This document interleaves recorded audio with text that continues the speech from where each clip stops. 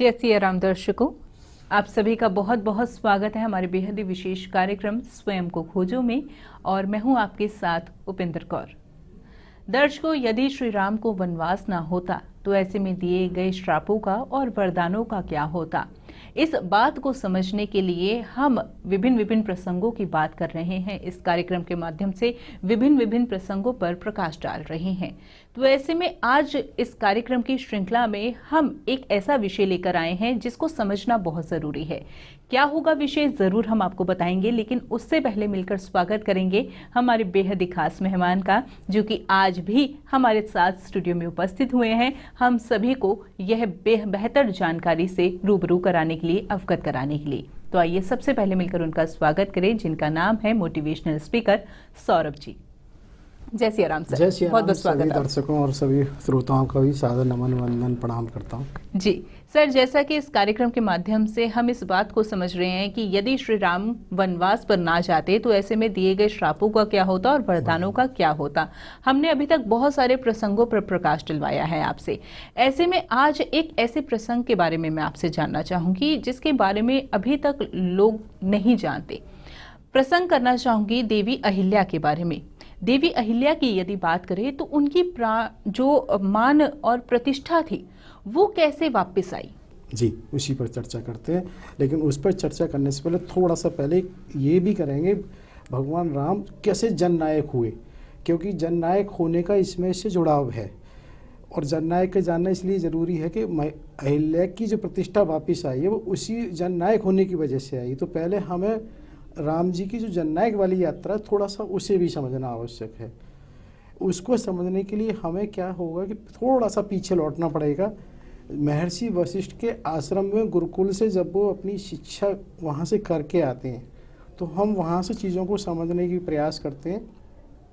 वहाँ पर भी उस तरह से ना दीक्षांत समारोह वगैरह रहा है। जब से अंतिम में जब शिक्षा का क्रम पूरा होता है, वो जब वहाँ से आते हैं तो जैसा क्योंकि वो राजकुमार तो हैं ही हैं, जब राजकुमार आ रहे हैं और उनके समय के बारे में दो बड़े विचित्र बहुत भिन्नता है समय में।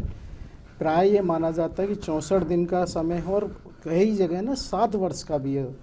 तो मुझे ऐसा लगता है हल्का सा अंतर ये हो सकता है कि 64 दिन का एकेडमिक रहा हो शास्त्रों का, बाकी 7 वर्ष का समय अन्य विद्याओं और उसके लिए हो सकता है।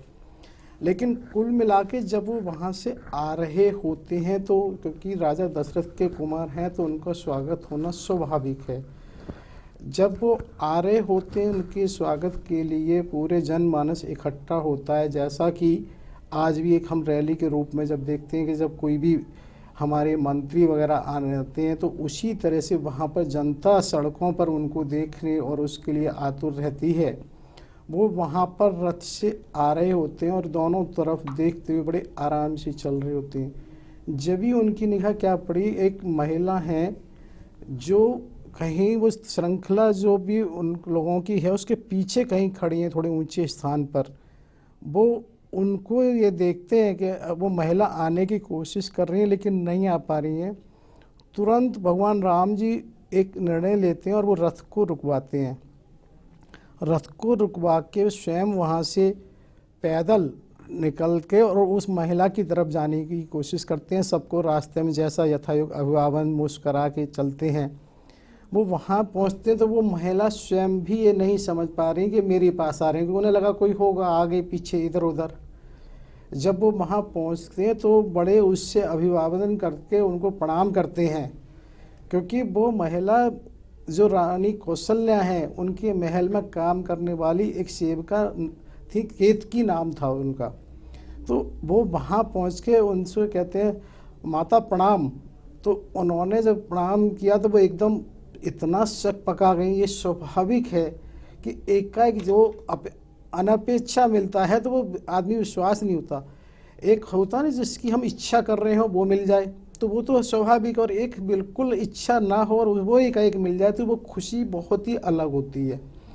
तो ऐसा ही वहाँ हुआ। एकाएक उन्हें समझ ही नहीं आया, उनके हाथ में जो थाली वगैरह है तो वो एकदम उसको तो बराबर में दूसरी महिला होती हैं उसको जैसे तैसे संतुलित करती हैं।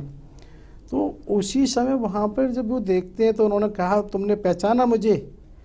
बोली तो उन्होंने कहा मैं तुम्हारा बेटा राम, तो वो फिर उनसे कहती हैं ऐसे ऐसे आप वहाँ से, वो तुरंत कहती हैं अरे बेटा तुम बिल्कुल नहीं बदले, तुम जैसे बचपन में थे वैसे ही अब हो। और इसी तरह से वो कहती हैं, तो फिर वो वहाँ पे अपने को और जोड़ने के लिए ये कहते हैं माँ इतने समय के बाद मिल रही हैं, क्या मुंह मीठा नहीं कराओगी। तो वो उनकी थाली में जो एक उस समय गुड़ की लपसी सी होती है, तो वो उससे उनको खिलाने के लिए स्वागत करना चाहती हैं। तो वो खुद ही उनके हाथ को पकड़ के अपने मुंह के पास ऐसे ले आते हैं जिससे कि उनका मन और प्रसन्न हो जाता है। तब भगवान राम स्वयं उनसे ये कहते हैं क्या अपने घर नहीं ले जाओगी मुझे, क्योंकि उनका घर जाने का भी उद्देश्य होता है कि वास्तविक स्थिति को समझने के लिए स्वयं का जानना जरूरी होता है। जो हमें अन्य लोगों से मिलती हैं जानकारियाँ वो हो सकती हैं पूरी तरह से सत्यापित हो ना हो। और इस जन समुदाय में जब वो ऐसा कहते हैं तो वो बड़ी एकदम वो होती हैं, अरे राम मेरे पास स्वागत करने को क्या है, मैं कैसे स्वागत कर सकती हूँ। तो वो कहते हैं नहीं जो भी है। वो उस तरह से उनकी झोंपड़ी नुमा उसमें जाते हैं। और जब वो जाते हैं तो वहाँ कोई मूड़ा और वैसे चारपाई वगैरह भी नहीं है बैठने को, एक चटाई होती है, उस चटाई को बिछा के बैठ जाते हैं। और तभी फिर वो पूछती हैं कि बाकी राजकुमार कहाँ हैं। वो राजकुमार उनके पास आते हैं तो वो भगवान राम जी के इशारे से वहीं बैठ जाते हैं। तब वो थोड़ी सी और चर्चाएं उनसे करते हैं। तो इसी रूप में क्या होता है, जो बाहर जन समूह है तो आप स्वाभाविक लगा सकते हो कि क्या हो रहा होगा बाहर, क्योंकि जब ये लगता है इतनी बिल्कुल साधारणतम उस स्त्री से इस तरह से भगवान जब मिलने गए हैं तो बाहर निश्चित रूप से एक जनमानस में एक छवि अलग उभर के आती है और वो वहाँ उनका एक उल्लास हो जाता है। तो तब वो वहाँ से चर्चा करते हैं। फिर उसके बाद जब वो वहाँ से आते हैं तो जनमानस उनसे और नज़दीक हो जाता है। तो फिर वो ये भी प्रयास करते हैं कि वो रथ से नहीं जाते, वो वहीं से महल तक पैदल जाते हैं। तो जब पैदल जाते हैं तो आप स्वाभाविक लगा सकते हो कि अगर कहीं किसी रैली में आज के भी वर्तमान नेता यदि साधारण उसमें जाते हैं तो एक जुड़ाव अलग हो जाता है, जबकि वर्तमान और उस समय स्थिति में बहुत फ़र्क है। वर्तमान में किसी व्यक्ति का किसी न किसी तरह का हो सकता है कि मन में कोई लोभ लालच हो, किसी पद का, किसी वोट का, किसी उसका, जबकि भगवान तो पहले से ही राजकुमार हैं, उन्हें तो किसी से कुछ लेने का तो है ही नहीं। ये कहीं कोई ऐसा नहीं किसी तरह की कोई अपेक्षा है। तो उस जनमानस में एक आम व्यक्ति के बीच में इस तरह से जब वो चलते हो जाते हैं तो उनके साथ एक जननायक वाली भूमिका हो जाती है और आम जन समूह बहुत उससे जुड़ जाता है। वो धीरे धीरे जैसे जन समूह के साथ हो सकता है जाते हैं। जब ये सब हो रहा होता है तो इसकी चर्चा निश्चित रूप से महल में बहुत पहले पहुंच चुकी होती है। जब वहाँ पहुँचते हैं तो वहाँ पर दशरथ जी तीनों रानियों के साथ दरवाजे पर ही होते हैं। सबसे पहले महाराज दशरथ जी के ही चरण बंदन करते हैं और जैसा होता है कि इतने समय के बाद पुत्र से मिलके अच्छा लगता है वो गले लगाते हैं। उसके बाद उनके बामांग में माता केकई होती हैं और दाएं तरफ दोनों रानियां होती हैं, कौशल्या और सुमित्रा।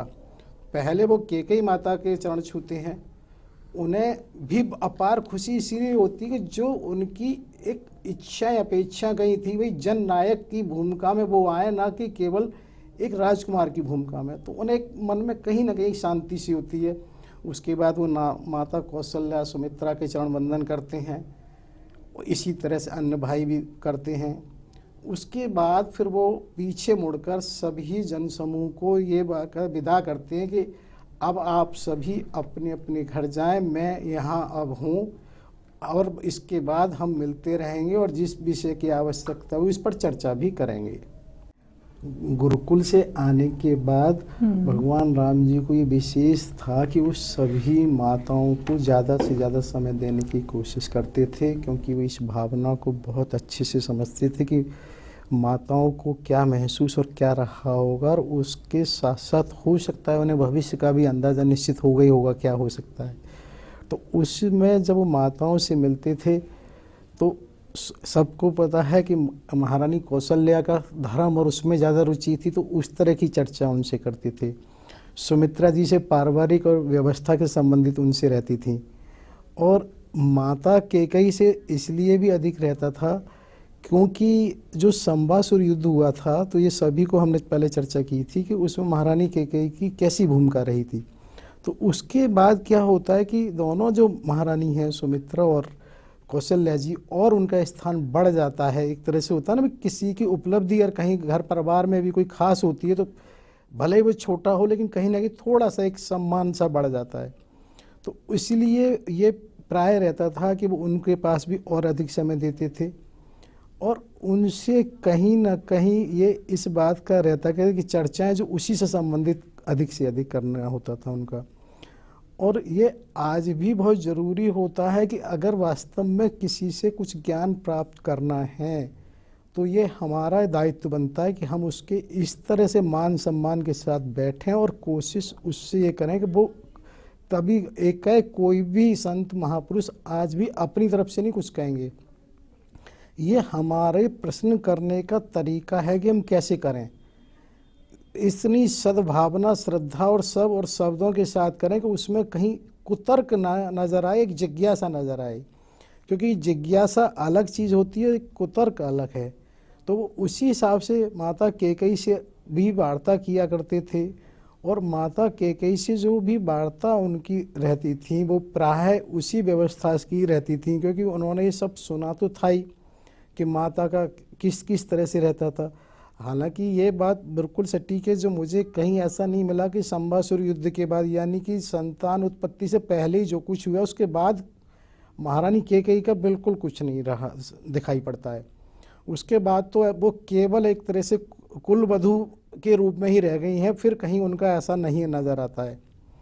लेकिन उसके बावजूद भी, क्योंकि जब वो वहाँ से आए भगवान राम जी, तो उन्होंने ये कहा विशेष रूप से माता कैकेयी से कि महर्षि वशिष्ठ जी ने मुझसे ये कहा था कि भी तुम्हारी जो शिक्षा यहाँ की तो हो गई है पूरी, लेकिन जो व्यवहारिक शिक्षा है वो तुम्हें पूरी करनी, और उसके लिए तुम्हें महल में ही वो संभव हो सकती है। और तुम्हारे पास महल में वो माता कैकेयी के लिए करते हैं कि वो हर तरह से सर्वगुण संपन्न हैं, आप उनसे हर तरह की शिक्षा ले सकते हैं। वो इस तरह से कहने का ये आश्रय होता है कि भी किसी चीज़ की शुरुआत कैसे होगी, क्योंकि इतने लंबे समय से अब वो कहीं किसी तरह की सक्रिय भूमिका में नहीं है। तो अब वो वहाँ से बताते हैं कि महर्षि वशिष्ठ जी ने इस तरह से कहा है, तो वो धीरे से उनसे हर चीज़ की जानकारी लेने की कोशिश करते हैं कि कैसे कैसे हुआ। उसकी जब रुचि इस तरह से लेते हैं तो थोड़ा सा रुचि और बढ़ जाती है।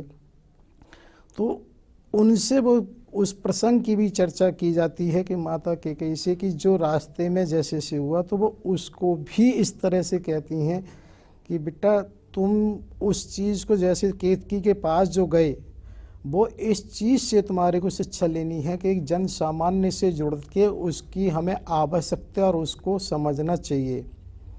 उसके बाद तुमने उस आवश्यकता को समझने के बाद ये देखा कि जन समूह को कैसे जोड़ना है। तुमने एक अपना ये निर्णय लिया कि भाई आपको भी पैदल ही वो करनी है, तो ये हमें रहना चाहिए जन समूह से कैसे जुड़ते रहना है। उसके बाद तुमने ये देखिए कि तुम्हें क्या करना है, कि तुमने जो वहाँ कमी महसूस की उनकी उस कमी को पूरा करो। जैसा कि हमने एक प्रसंग में पहले भी कहा था कि उन्होंने वृद्धाश्रम और उसका प्रस्ताव रखा था। क्यों रखा था कि जो केतकी थी उनकी कोई संतान नहीं थी, और संभवतः उस समय तो कोई पेंशन व्यवस्था होती नहीं होगी, और उस समय किसे असहाय स्थिति में दिख रही, तो उन्हें ये लगा भाई इस समस्या का समाधान क्या है। क्योंकि आज भी क्या होता है, हम देखते हैं चाहे हमारे योगी जी हैं, मोदी जी हैं, तुरंत हर समस्या का समाधान करने के लिए आतुर रहते हैं, उसे करते हैं, लेकिन क्या व्यवहारिक तौर से हर समस्या उन तक पहुंच सकती है, ये भी अनिवार्य नहीं है।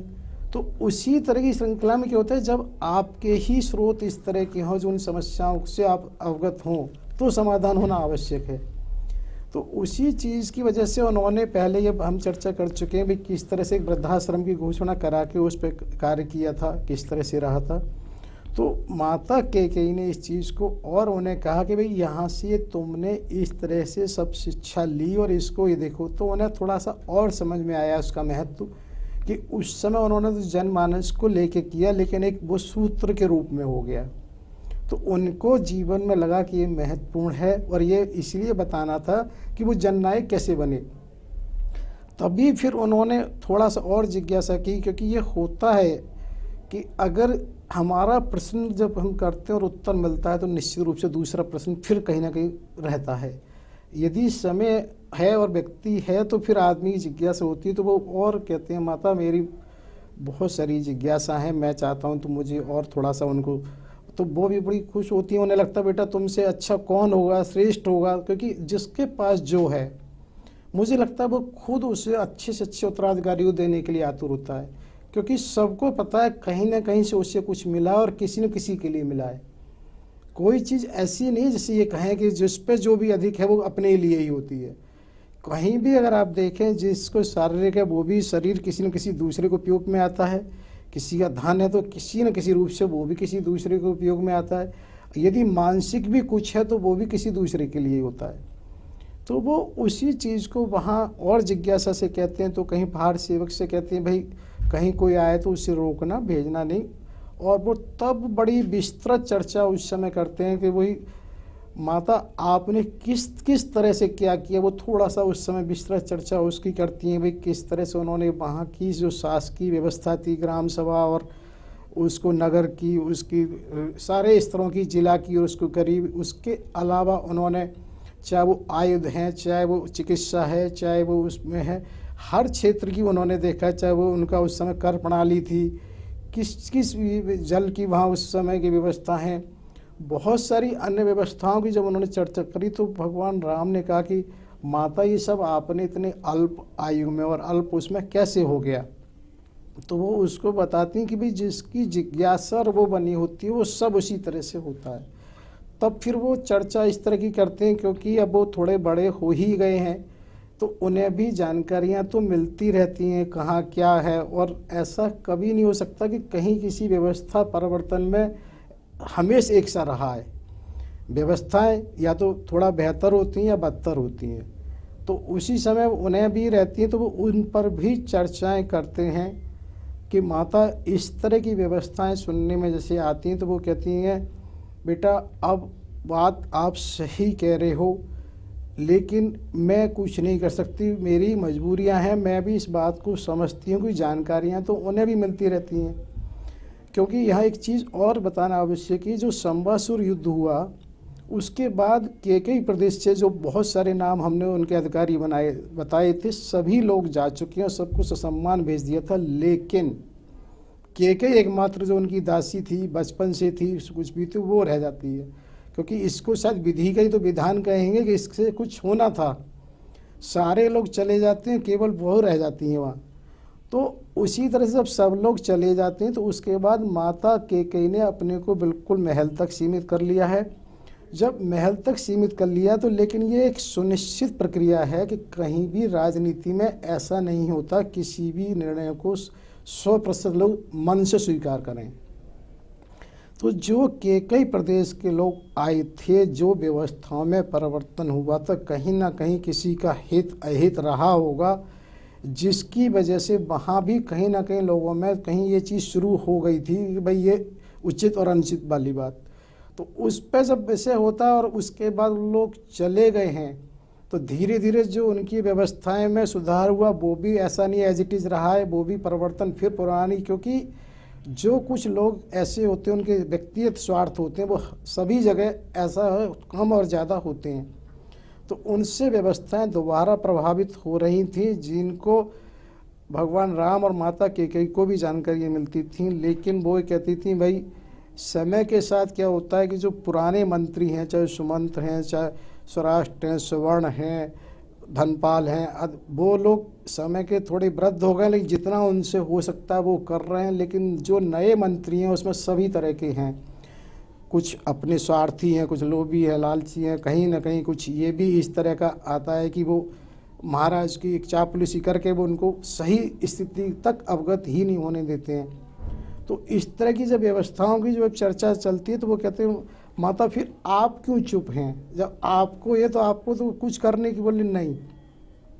वो दबाव डालते हैं कोई तो ऐसा कारण होगा कि माता फिर जब आप करने योग्य भी हैं और आपको पता भी है फिर भी आप नहीं कुछ कर रही हैं, तो वो कहते हैं नहीं बेटा एक बात बताऊँ मैं आपको कि विवाह के समय ही इस तरह की बात ये रही थी कि तुम्हारा पुत्र राजगद्दी पे बैठेगा, जबकि उस समय भी ऐसा नहीं था। और वो उस समय भी कहती हैं कि मैं बिल्कुल कसम खा के कहती हूँ कि मेरे को अग्नि में वो हो जाए और मेरा पुत्र भी काल के ग्रास में चला जाए, भरत जी के लिए कहती हैं। ऐसा मन में नहीं है, लेकिन क्योंकि बात तो हुई थी। अब ये तो आप आज भी देखते हो कि हर विपक्ष ये चाहता है कोई ऐसा तिल मिले उसका ताड़ बना दो। तो वहाँ भी जो लोग एक इस तरह से, तो वो उन्हें लग रहा था कि कभी भी इस चीज़ को हवा दे देंगे, ये सब योजनाबद्ध तरीके से ऐसे हुआ है। तो इसलिए वो उसमें ये चाहती थी बिल्कुल हस्तक्षेप ना करें, और वो नहीं करती थी। तो वो कहते थे कि माता फिर क्या होगा, जब आप जैसी नहीं तो कोई तो रास्ता होना चाहिए। तो वो कहती बेटा समय के साथ ही सब होगा, जब समय आएगा तो उसके हिसाब से जो निर्णय होगा तब किया जाएगा।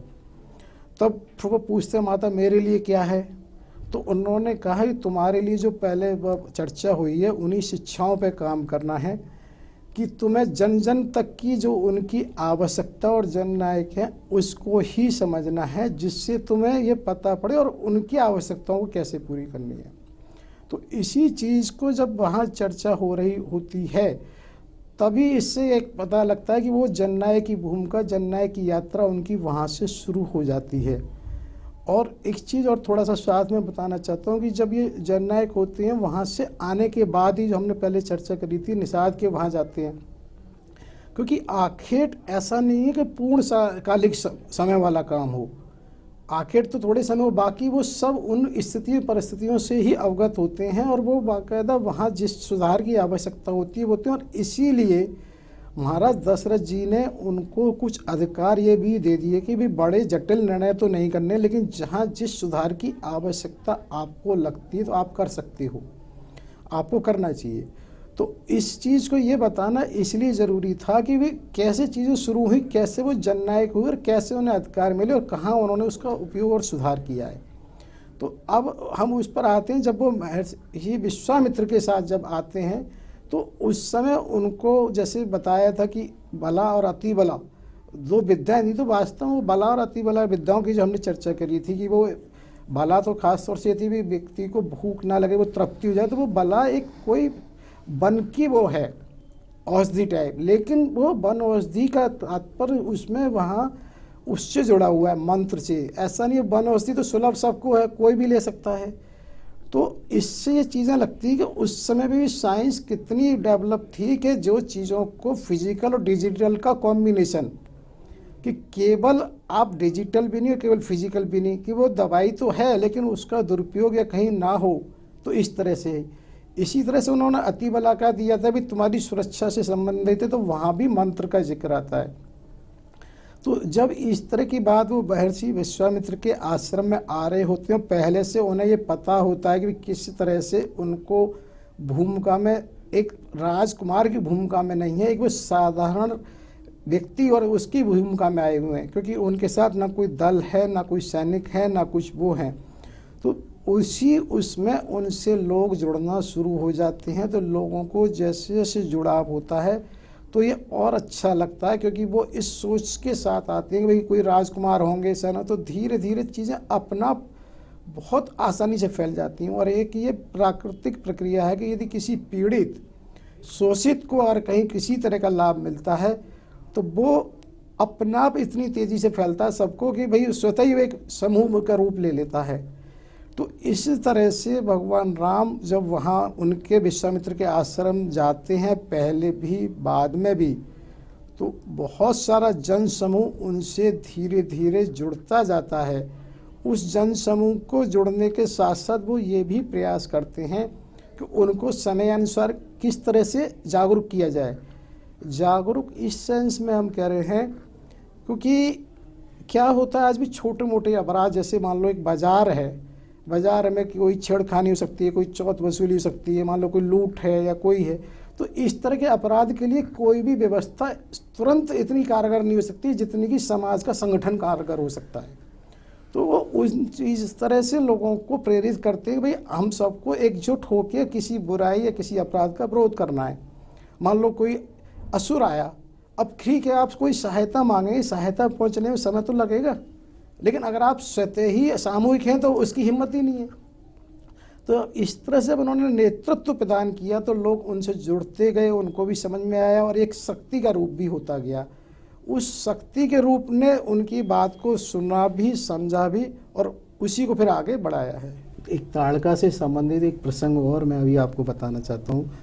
एक प्रसंग कहीं आता है कि सोने के कुंडल का महर्षि वशिष्ठ जी ने कौशल्या माता को सोने के कुंडल ये दिए थे कि जो माता इस कुंडल को धारण करेगी उसका पुत्र अजय रहेगा। क्योंकि कोई विशेष चीज़ जैसे होती है तो कहीं ना कहीं तुरंत ये विपक्ष जैसे कहना चाहिए, हमारे यहाँ भी किसी अगर शस्त्र का इन्वेंशन हुआ है, कहीं खोज हुई तो दूसरे लोग उसको सोचते हैं। तो उसी समय रावण ने क्या किया, ये ताड़का को कहा था कि तुम उन वाले कुंडलों को लाकर किसी तरह से चुरा कर जैसे अपहरण करके और उसको माता केकसी को पहना दो, क्योंकि रावण की जो माता केकसी है वो उसे धारण कर ले तो उनका पुत्र अजय हो जाएगा।